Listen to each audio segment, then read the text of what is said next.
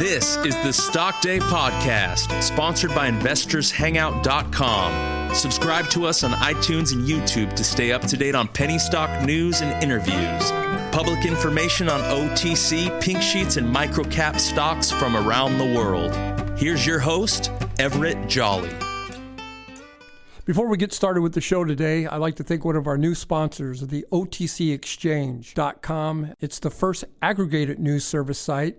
It provides you with all the info you need to make informed decisions on penny stocks. That's the OTCExchange.com.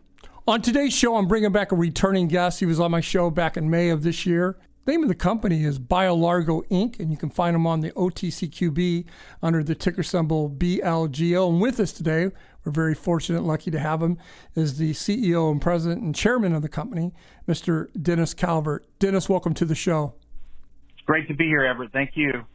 You know, since the last time you've been on the show, we had a lot of listeners. So if you would, just give us the elevator pitch of what your company does, and then we'll go into the Q&A from there. Awesome. So BioLargo is a science and engineering company helping solve some of the biggest problems that face our Earth and our lives, like clean air and clean water and a cleaner Earth, right? And so we've been developing technologies and solutions, and now we're a full-service solution provider to industry, helping solve these big problems. It's an awesome time for the company. You know, last time you were on the show was back in May, and we talked about a lot of things, how you put together a world-class team. That being said, can you give us an update on BioLargo's PFAS solution and when we're going to see that come to the market? And what does the future hold, and how will the company monetize that particular solution? Awesome. I sure can. So PFAS, PFAS, per and polyfluoroalkyl. That's what that stands for, substances. If you look on an internet search, you'll find it readily. These are forever chemicals that were created by industry and put into things like nonstick coatings for over 30 years, and they're now everywhere.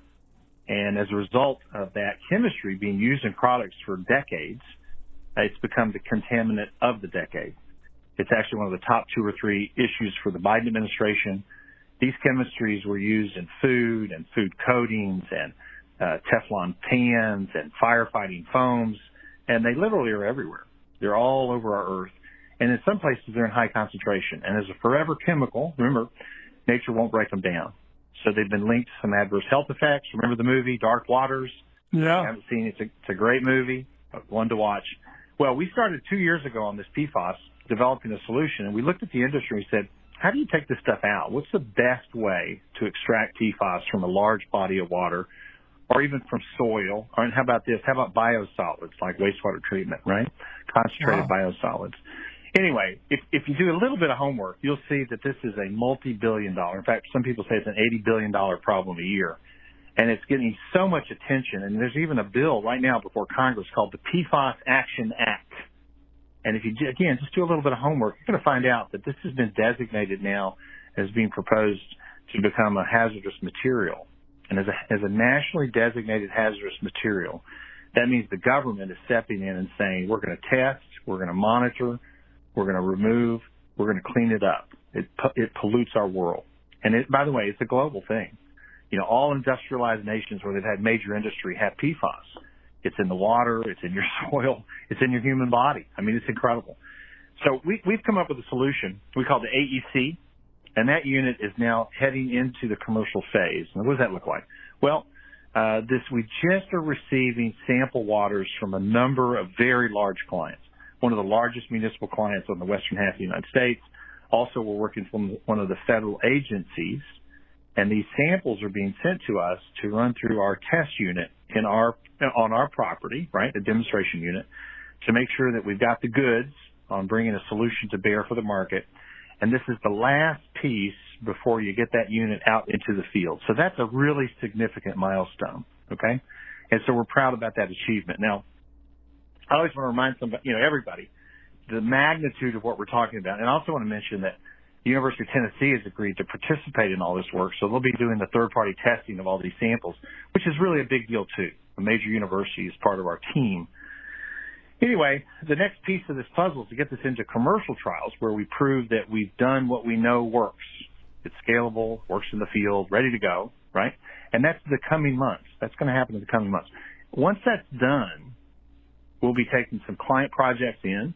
These projects will range in the low end of $250,000, literally all the way up to $30 million. This is massive business. And we present a value proposition to industry that, as far as we can tell, is unmatched. We selectively extract the PFAS, which reduces the environmental footprint of our process as well as our waste stream, so that we have a very small impact and it becomes manageable as a hazardous material for storage, disposal, and destruction. We're also working on some destruction techniques to destroy the PFAS. That's an up-and-coming technology in our portfolio. But the bottom line is the incumbents are really struggling with this contaminant, and we have a solution that's more economically viable, more selective in its extraction technique, and then ultimately a better environmental footprint. So we're really excited, and we think this is a big move-the-needle project for BioLargo. I got about 4 minutes left here in the show, and I want to get to my other two questions. One, tell us what other move-the-needle business initiatives are embedded in the BioLargo portfolio, and when and how will this impact the company going forward? Well, there's so much. Remember, as a solution provider focused on science and engineering, all things environmental, right? That's a pretty broad swath.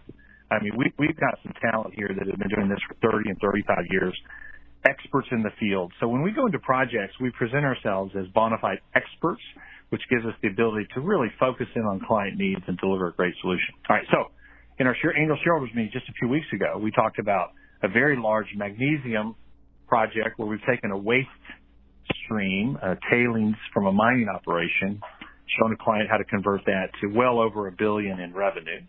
Wow. $1 billion. Mm-hmm. And so that's now heading into substantive negotiation. It's really exciting. You know, we'll be a project manager, we'll be a small partner, we'll be a engineer of record, we'll build out a pilot facility and ultimately scale that up to really significant full-scale production. Very exciting time. It's heading into serious negotiation, and we're hoping to bring that to closure in the near future. It's very exciting. And by the way, we invented the technology that makes it work, right? So it's a great situation. We have another. About 6 months ago, we signed up Garrett Callahan. Well, we've been kind of quiet because we've been busy. So in the next few weeks, we'll be delivering some test units for the design that we've created for solid separation and wastewater treatment. Garrett Callahan is very excited. They believe they can sell, 25, 35 units in the first year. This is a category that, right out of the gate can easily do $3 or $4 or $5 million and probably scale up into 20+ million a year kind of business. We're working with a 100-year-old company, national sales force, 300 sales reps, tens of thousands of customers. And so this is a great situation where our expertise is being highlighted into an existing relationship with existing distribution, filling a niche in the market where our special talent can be showcased, combined with their special talent of serving customers all over the country. Pretty cool. Again, that's a done deal. It's now about to go commercial. There's so much more, and I won't give you the detail, but let me just tease you with this. We've developed complete solutions. We have an entire catalog now of solutions for the wastewater and water treatment industry. We've got partnership discussions in Europe. Our consumer products are finding a resurgence, which is awesome because we really think that can move the needle. And, of course, we have new technology. So this is a dynamic technology and solution-driven company that has really got itself in a prime position to explode with revenues, drive shareholder value, and we've just never been at such an exciting time in the history of the company. I do believe that because you've been coming on the show now for 5 years telling your story, and it has been growing exponentially and moving, and we probably got the biggest bang and the most growth here in the last 2 years. That being said, what does success for BioLargo look like, say, in the year 2022 or even 2023 and beyond? It's so hard to forecast, and yet we know that it's so substantial is the way to think about it, right? So we're going to see a year-over-year growth for sure. Last year we came in at about 2.5 million. And, again, we're proud but not satisfied. Just scratch the surface. So we'll improve on that for sure. And our engineering group just announced a couple of weeks ago that they've landed 1.2 million in new contracts, the bulk of which would come in before the end of the year. Now, why is that important? Because that was in about 10 days. Right? The projects are awesome. But the fact that so much comes in one, very concentrated period means that they're busy. I mean, we are busy. And, it really means we've got to grow. We've got to get staff up. We've got these projects that are so big. So just think about what we've talked about, right? PFAS finds its traction. Of course, the early stage is hard, but you're doing trials, you're bringing in partners, and you're working on projects a quarter million to 30 million. We're probably going to find the sweet spot in the 2.5 to 5 million range. So can we get 2 or 3 of those? How about 4 or 5? How about 20? I mean, that's what we're talking about. Do we need to partner? Who are we going to partner with? How many partners are we going to have? Right? That's how you do it. Because what we have is the innovation and the technical support to make that go into the market.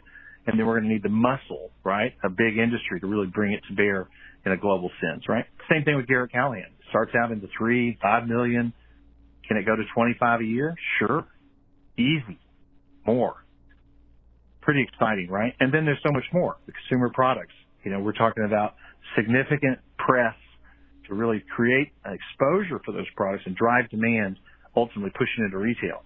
Great opportunity. In that situation, we'll be the manufacturer, we'll be a license holder. It's really dynamic, right? So it is uncertain in terms of all of the timing. It's uncertain as to the exact amount. But I think what's so unique is we have so many sitting right here ready to go. That's what gets us excited every day and gets us up and goes to work and say, push it into the end zone and let's get these points on the board. That's what we're doing. Dennis, we got 20 seconds left. You get the last word here. What is it that you want my listeners, your stockholders, to take away from today's interview? I think this is just the company to watch. I mean, we're undervalued in our opinion. We think that we've cleaned up our balance sheet. We've got cash in the bank. We've got financing. We've got commercial opportunities that are so expansive. They're not overnight successes. They're a lot of work. But every day we're grinding that home, and the world of opportunities are expanding so dramatically. I believe that we're seeing the tip of the iceberg in terms of revenue exponential growth, and this is one to watch. So dig in, do your homework, reach out to the company. We're helping make life better is our slogan. We're doing just that, and again, it's an exciting time. BioLargo is the company that we're highlighting here today on Stock Day Podcast. If you want to know more about this company, go to their website, biolargo.com. You can also go to find them on the OTCQB under the ticker symbol BLGO. Dennis, I want to thank you for stopping by and coming on the show today. I'm a big fan of what you guys are doing. I really do believe you're at the bottom of your yield curve line, and I think you guys are going to grow exponentially here in the next 4 to 6 quarters. But that's my personal opinion.